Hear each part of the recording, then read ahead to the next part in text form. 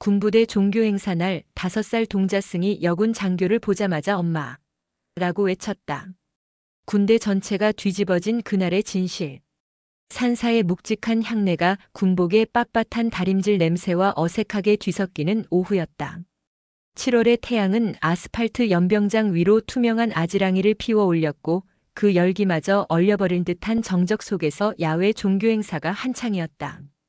가설 단상 아래에는 수백 명의 장병들이 칼같이 오와 열을 맞춰 앉아 있었다. 그들 사이 회색 승복을 입은 노스님과 그보다 한 뼘은 작은 동자승의 모습이 유독 도드라졌다. 5살배기 동자승, 혜민의 눈에는 모든 것이 신기했다. 똑같은 얼룩무늬 옷을 입은 사람들, 멀리서 들려오는 구령소리, 그리고 무엇보다 단상 위에 선 한 사람. 충성. 제3보 병사단 작전참모 대위 이하늘입니다. 낭낭하면서도 단단한 목소리. 흐트러짐 없는 자세와 서늘할 정도로 이지적인 눈빛. 장병들의 존경을 한몸에 받는 이하늘 대위였다. 그녀가 자신의 군 생활과 신념에 대해 이야기하기 시작했을 때 혜미는 제자리에 얼어붙었다. 아이의 동그란 눈이 가늘어졌다. 무언가를 필사적으로 기억해내려는 듯 작은 미간이 찌푸려졌다. 하늘 대위가 연설의 막바지에 이르러 잠시 숨을 고르는 찰나였다. 그 순간 모든 소음을 집어삼키는 외침이 터져나왔다. 엄마! 연병장을 가득 메운 수백 명의 시선이 일제히 소리의 근원지를 향했다. 혜민이었다. 아이는 자리를 박차고 일어나 비틀거리는 걸음으로 단상을 향해 달려가고 있었다. 노스님이 혜민아! 하고 부르는 소리는 허공에 흩어졌다. 엄마! 엄마! 아이의 울음 섞인 외침이 마이크를 타고 연병장 전체로 울려 퍼졌다. 단상에 거의 다다른 아이는 하늘 대위를 향해 두 팔을 뻗었다. 현장은 거대한 정적에 휩싸였다. 시간마저 멈춘 듯 했다. 곧이어 수군거림이 파도처럼 번져나갔다. 행사는 순식간에 아수라장이 되었고 당황한 주임원사가 단상에 올라 마이크를 끄며 상황을 수습하려 애썼다. 하늘 대위는 그 자리에 못 박힌 채 자신을 엄마라 부르며 울부짖는 아이에게서 눈을 떼지 못했다. 난 아이가 없습니다. 사단장실에 마주 앉은 하늘 대위의 목소리는 얼음장처럼 차가웠다. 그녀의 앞에는 사단장과 주임원사 그리고 아이를 데려온 노스님이 앉아 있었다. 혜미는 노스님의 품에 안겨 여전히 훌쩍이면서도 뚫어지게 하늘을 쳐다보고 있었다. 이 대위 나도 자네 믿네. 하지만 이게 보통 일인가. 부대 전체가 발칵 뒤집혔어. 사단장의 난처한 목소리에도 하늘 대위는 표정 하나 바꾸지 않았다. 제 모든 기록을 확인해 보셔도 좋습니다. 저는 임신은커녕 누군가와 깊은 관계를 맺은 적조차 없습니다. 저는 제 자신이 전부인 사람입니다. 그녀의 목소리 끝이 미세하게 떨렸다. 복지시설 출신의 고아. 피나는 노력으로 장교가 되어 스스로의 존재를 증명해온 그녀에게 엄마라는 단어는 생경하다 못해 폭력적으로 다가왔다. 왜 저래 버렸어요? 그때 아이가 울먹이며 물었다. 하늘 대위의 심장이 쿵 하고 바닥으로 떨어지는 것 같았다. 버렸다니. 내가 누구를. 얘야, 이분은 내 어머니가 아니시다. 노스님이 아이의 등을 토닥이며 나지막이 말했다. 하지만 그의 시선은 하늘 대위를 향해 있었다. 그 눈빛은 모든 것을 꿰뚫어 보는 듯 깊고 고요했다. 군은 결국 진상조사에 착수했다. 이하늘 대위의 모든 과거를 샅샅이 훑기 시작했다. 그녀는 일과 시간 외에는 막사 밖으로 나가지 않았다. 식당에서도 복도에서도 그녀의 등 뒤로 수군거리는 소리가 유령처럼 따라다녔다. 밤이 되면 악몽이 찾아왔다. 어둡고 차가운 공간, 희미한 약품 냄새, 그리고 온몸을 짓누르는 듯한 무력감. 꿈속에서 그녀는 늘 무언가 소중한 것을 잃어버리고 미친 듯이 울부짖었다. 하지만 깨어나면 뺨을 적신 눈물 자국 외에는 아무것도 기억나지 않았다. 며칠 후 군종 승려가 노스님과 혜민을 다시 부대로 데려왔다. 심리 안정 프로그램의 일환이었다. 상담실에서 마주한 혜민은 더 이상 울지 않았다. 그저 작은 손으로 무언가를 그리고 있었다. 이게 뭐니? 상담 장교가 묻자 아이는 그림을 내밀었다. 삐뚤삐뚤한 선으로 그려진 그림. 커다란 절 문 앞에 한 여자가 아기를 내려놓고 돌아서서 울며 가고 있었다. 엄마야. 아이가 그림 속 여자를 손가락으로 가리켰다. 그리고는 고개를 들어 하늘 대위를 보았다. 여기 점. 아이가 자신의 뺨을 콕 찍었다. 하늘 대위는 저도 모르게 자신의 왼쪽 뺨을 매만졌다. 그곳에는 작은 점이 하나 있었다. 그녀가 태어날 때부터 가지고 있던 점이었다. 온몸의 피가 차갑게 식는 기분이었다. 목에도 이렇게. 아이는 손으로 자신의 목을 긋는 신용을 했다.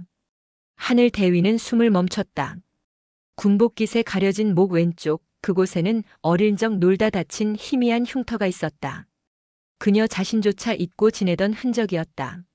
소문은 걷잡을 수 없이 퍼져나갔다.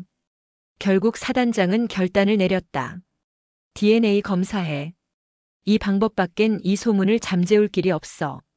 군 내부에서는 철저한 입막음 조치가 내려졌다. 하늘 대위는 명령에 따라 검사에 응했지만 그녀의 영혼은 이미 너덜너덜해져 있었다. 그날 저녁 그녀는 무작정 절을 찾아갔다.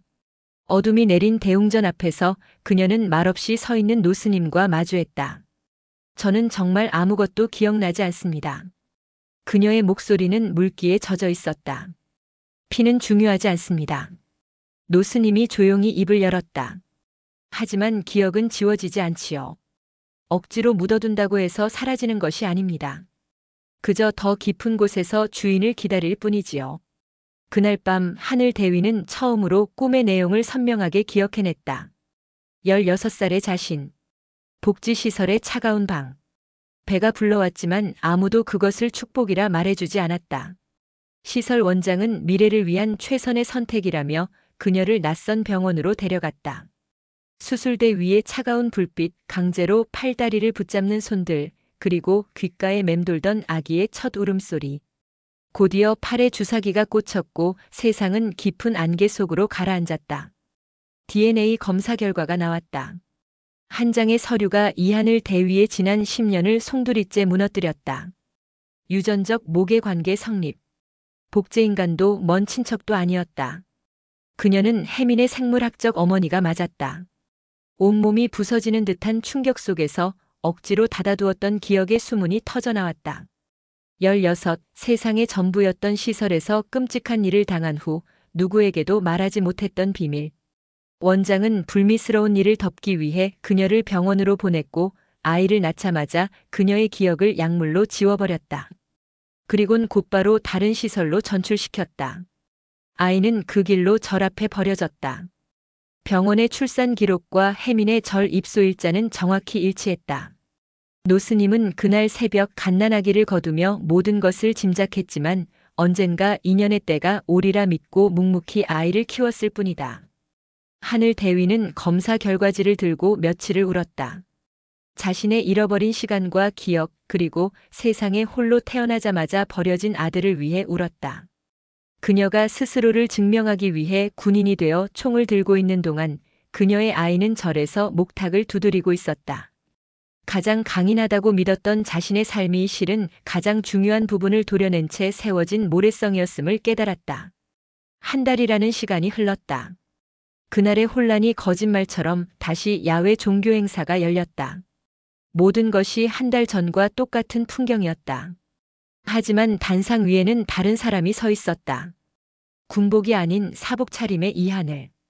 그리고 그 옆에는 작은 합장을 한 혜민이가 함께였다. 수백 명의 장병들이 숨을 죽이고 그들을 지켜보았다. 하늘은 마이크 앞에 섰지만 한동안 아무 말도 하지 못했다. 그저 옆에 선 아이의 얼굴을 가만히 내려다볼 뿐이었다. 그때 혜민이 먼저 까르르 웃으며 그녀의 손을 잡았다. 따뜻하고 작은 온기가 그녀의 손바닥으로 전해졌다. 그 순간 하늘의 눈에서 참았던 눈물이 폭포처럼 쏟아졌다. 그녀는 아이 앞에 무릎을 꿇고 아이를 끌어안았다. 미안해, 정말 미안해. 엄마가 너무 늦게 알아봐서 미안해. 그녀의 울음은 더 이상 고통이나 혼란의 소리가 아니었다. 그것은 상처를 마주하고 자신의 일부를 되찾은 자의 깊은 회한이자 치유의 시작이었다. 혜미는 우는 엄마의 등을 작은 손으로 말없이 토닥여 주었다. 아이의 얼굴에는 원망 대신 평온한 미소가 걸려 있었다. 그 모습을 지켜보던 장병들 사이에서 조용히 박수가 터져 나왔다. 처음에는 한두 명이었지만 이내 연병장을 가득 메운 모두의 박수 소리가 되었다. 그것은 위로와 응원의 박수였다. 행사가 끝나고 하늘과 혜미는 노스님과 함께 절로 향하는 작은 오솔길을 걸었다. 아직은 어색하게 한 뼘 정도 거리를 둔 채 나란히 걷는 두 사람의 뒷모습 위로 노스님의 나지막한 목소리가 내레이션처럼 깔렸다. 어떤 인연은 스스로 놓아버려도 결국 다시 서로의 손을 잡게 되지. 그것이 우리가 업이라 부르고 연이라 믿는 것의 진짜 모습일지도 모르네. 하늘은 군의 장기 휴가를 신청했다. 그녀가 다시 군복을 입을지 아니면 혜민과 함께 새로운 삶을 시작할지는 아무도 몰랐다. 아이 역시 저를 떠날지 아니면 엄마와 함께 새로운 형태의 가족을 만들어 나갈지 정해진 것은 없었다. 그저 붉은 저녁 노을 속으로 걸어 들어가는 두 사람의 그림자가 조금씩 가까워지고 있었다. 그것은 모든 것이 해결된 완벽한 결말이 아니었다. 하지만 상처투성이의 과거를 딛고 비로소 함께 첫걸음을 뗀 두 사람에게는 그 어떤 결말보다 희망적인 시작이었다. 긴 여운이 산사의 저녁 풍경 위로 고요히 내려앉았다. 두 사람의 발걸음 소리만이 잦아들던 오솔길은 이내 산사의 고요함 속으로 스며들었다. 혜민에게는 세상에서 가장 익숙한 집이었고 하늘에게는 자신의 인생을 송두리째 흔들어버린 사건의 시발점이었다. 그러나 이상하게도 그곳에서 느껴지는 것은 더 이상 거부감이나 두려움이 아니었다. 대신 묵직한 소나무 향과 풍경 소리가 그녀의 너덜너덜해진 마음을 차분히 가라앉히는 듯 했다. 저녁 공양은 말없이 이루어졌다. 소박한 나물 반찬과 밥, 그리고 구수한 된장국. 하늘은 평생 먹어본 그 어떤 진수성찬보다 이 밥상이 어렵게 느껴졌다. 며칠 전까지만 해도 이하늘 대위로서 수백 명의 부대원을 호령하던 그녀였다. 그러나 지금은 숟가락을 든 손의 움직임 하나하나가 어색했다. 맛있어요? 정적을 깬 것은 혜민이었다. 아이는 커다란 눈을 끔뻑이며 그녀의 눈치를 살폈다. 응, 맛있네. 스님께서는 매일 이렇게 드시니? 네. 혜민이도요. 아이는 대답하며 밥 한 숟갈을 입에 넣고 오물거렸다. 그 평범한 모습 속에서 하늘은 문득 가슴이 아려왔다. 자신이 잃어버렸던 5년의 세월 동안 아이는 이 절에서 이렇게 밥을 먹고 잠을 자고 세상을 배워왔을 터였다. 자신이 총을 닫고 작전 지도를 살피는 동안 아이는 목탁을 두드리고 불경을 외웠을 것이다. 전혀 다른 세계에서 자라난 두 개의 우주가 이제 막 하나의 궤도에서 만나 불안하게 서로를 맴돌고 있었다. 다음 날부터 하늘의 시간은 군대의 시간과 다르게 흐르기 시작했다. 그녀는 이곳에서 더 이상 이대위가 아니었다. 그저 혜민 엄마 혹은 처사님으로 불렸다. 새벽 예불 시간에는 법당 맨 뒤에 가만히 앉아 아이가 은조리는 반야 심경을 들었다. 무슨 뜻인지는 몰라도 아이의 낭낭한 목소리는 그 자체로 하나의 울림이 되어 그녀의 마음에 닿았다. 오전에는 혜민을 따라 경내를 청소했다.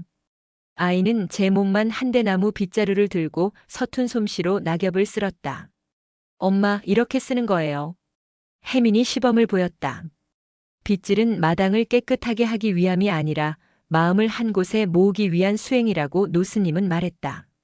하늘은 아이를 따라 묵묵히 빗질을 했다. 서걱 서걱. 빗자루가 땅에 스치는 소리만이 고요한 산사를 채웠다. 처음에는 잡념으로 가득했던 머릿속이 점차 비워지고 오직 빗질의 감각만이 남았다. 그녀는 처음으로 명령이 아닌 스스로의 의지로 무언가에 몰두하고 있었다. 그러다 문득 아이의 방에서 낡은 그림첩 하나를 발견했다. 한 장 한 장 넘길 때마다 하늘의 숨이 멎는 듯 했다. 그곳에는 수십 장의 엄마가 그려져 있었다. 어떤 그림에서는 얼굴이 없었고 어떤 그림에서는 울고 있었으며 또 다른 그림에서는 멀리서 자신을 지켜보고 있었다. 아이는 상상 속에서 수백, 수천 번 엄마를 그리고 지우며 5년의 세월을 보냈던 것이다. 그녀는 단 한순간도 아들의 삶에 존재하지 않았던 것이 아니었다. 가장 아프고 가장 간절한 형태로 늘 함께 있었던 것이다. 그림첩을 끌어안은 하늘의 어깨가 소리 없이 떨렸다. 며칠이 더 흘렀다. 둘은 절 뒤편의 텃밭에서 함께 물을 솎아내고 있었다. 흙냄새와 풀내음이 싱그럽게 번졌다.